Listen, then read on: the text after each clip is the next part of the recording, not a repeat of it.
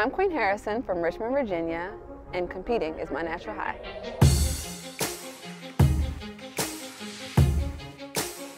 I come from a huge family of competitors. That's how that became my natural high, to be a competitor.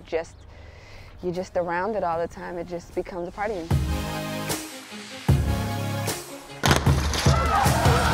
Well, good stuff there from Harper Nelson in the low strip. Harper Nelson leading them on North goal. Lolo Jones on the near side on 6. I used to be a basketball player before I was a hurdler like I am now. Basically, I started getting into track and field because I was born in New York and my family moved to Virginia. And when I moved down to middle school, I didn't know anyone. Everybody else had their elementary school friends and stuff, and I said, well, how can I meet a lot of people at one time? So I joined the track team initially just to make friends and get to know people in a foreign place, and it was probably the best decision I ever made in my life.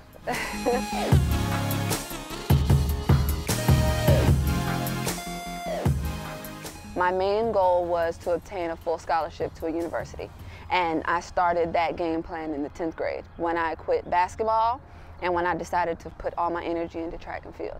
So I set that goal for myself in 10th grade. Now there were hiccups, there were ups and downs, but I think as soon as you put a goal in your head and you speak it, I say you speak things 3 times, okay, full ride, full ride, full ride. Okay, everything I'm doing is just gonna innately go toward me getting a full scholarship. By setting that goal, at a young age, it allowed me to navigate around the distractions that could present themselves in high school, i.e. alcohol or drugs.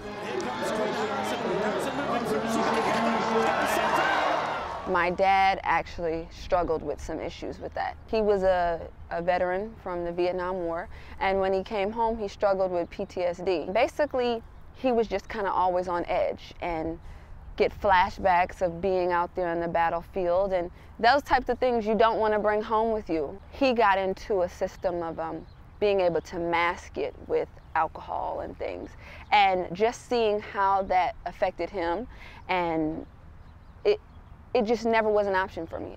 I realized that no matter how bad the feelings are, the emotions are, it's so much better to feel them than to try to numb them and not feel them. And once I came to that conclusion, I knew drugs and alcohol was never an option for me, because all that will do is numb the pain or, you know, give you a temporary feeling of being better. And then as soon as it wears off, what do you do next? You got to do it again, you know what I mean? It's just never been an option for me. I always had a lot of hustle and a lot of fight in me because I always wanted to win, whether I was the best or not. So once you put a goal in your head and realize that doing alcohol or drugs is only going to take you away from that goal, it makes it so much easier to annihilate those things out of your life. Think about what you like to do, what brings you joy, what makes you laugh, what makes you have fun, whether it's singing, whether it's competing and running the hurdles, and think about how that makes you feel. Okay, so why do you need to supplement that? Why would you need to try to obtain that if you can legitimately go out there and sing or go out there and compete and get that feeling? For anybody to be successful, I think it's a direct reflection of who you surround yourself with. Put your blinders on to those negative people and don't allow them into your circle. And my #1 circle is always my family, my sisters. We're so tight-knit. I cannot talk about it enough. Those are my best friends from today to tomorrow to the end, because they have my back no matter what. By starting with that foundation as my circle of friends and role models, and I see how they handle ups and downs. We just have to be like-minded on how we approach drugs and alcohol and realize that they are not for us, and at the same time, be very different in personality so that I can grow from each person.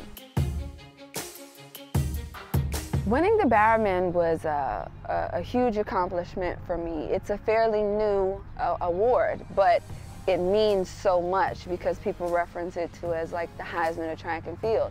So for me to win that in 2010, it was a proud moment for me, but even more a proud moment for my parents. When I made it to the Olympics when I was 19 back in 08, I had a totally different mindset when I went to the track than I do now. I went and I think I was so overwhelmed, like I'm in the Olympics, all these people are here and all these people are watching on television. Okay, make or break, what are you gonna do? I think about it as every time I step on the track, especially with the 100 hurdles, it's the same 100 meters, it's the same 10 hurdles, no matter whether I'm at my practice track here or I'm at an Olympic stadium in Rome. It's always the same. I just approach every race as, one, I look at it as a final. So I look at it to compete and be the best competitor that I can be. But at the same time, I look at it to have fun and enjoy what I do. Because, you know, if you're not enjoying what you do every day, it won't last as long as you want it to. My name is Queen Harrison, and competing is my natural high. What's yours?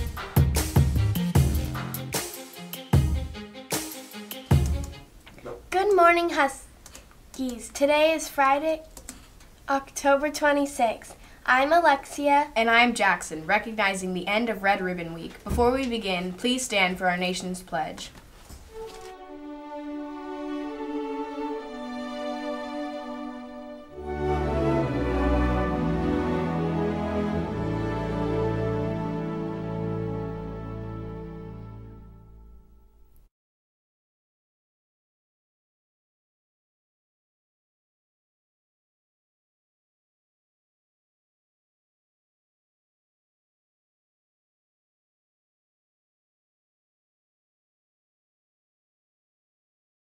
Three, two, one.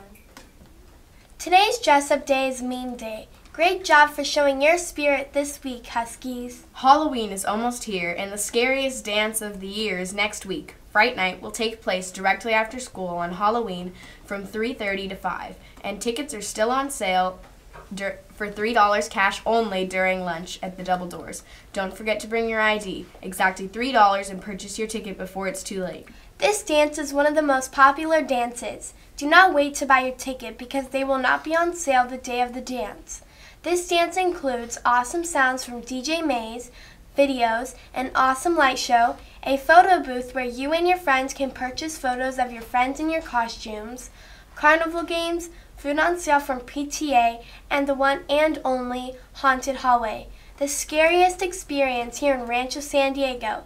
So get your tickets now and don't miss it. Attention soccer players, there will be an informational meeting for after-school soccer in the NPR Friday, November 2nd from 3:30 to 4. Any questions, please see Coach Gambayan. Attention Wings of Fire Club members. Don't forget we have a meeting today after school in room 904. It is cosplay day. Hope you are wearing your best cosplay costume and brought snacks to share with the group. See you there! The annual Hoop Shoot is back, Huskies. Please join us on Monday, October 29th in the NPR during lunch to show off your free throw skills. Winners will move on to the district finals at Cajon Valley Middle School on Saturday, November 10th and have a chance to win a cash prize and possibly participate in the nation finals. Hope to see you on the 29th. Do you want to see a play? Honors Drama is proud to present their first production of the year, Once on This Island. It is a musical version of the classic Romeo and Juliet, and it takes place on an island. Performances are November 14th and 15th at 7 p.m. Tickets for the show are $5. Advance sale tickets will be available the week before the play in room 102 after school. For any questions, see Miss Dewitt or your nearest Honors Drama student. Don't forget to go down to the Double Doors and vote for the teacher and staff member you think best represents this month's character trait, curiosity. Today is the last day.